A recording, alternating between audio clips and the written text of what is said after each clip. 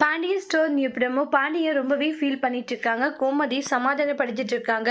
எதுக்காக இந்த அளவுக்கு கவலைப்பட்டுக்கிட்டு இருக்கீங்க அப்படின்னு சொல்லிட்டு.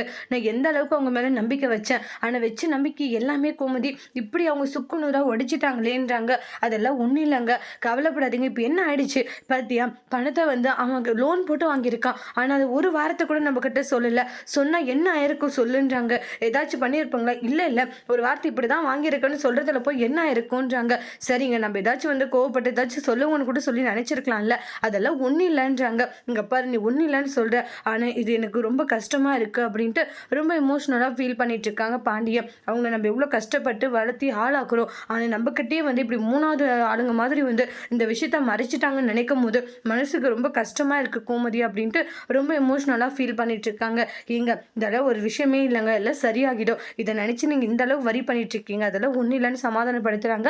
ஆனா அதுல இருந்து வர முடியாம ஃபீல் பண்றாங்க. அதோட இந்த ப்ரோமோ முடிச்சிருக்காங்க. தேங்க்யூ.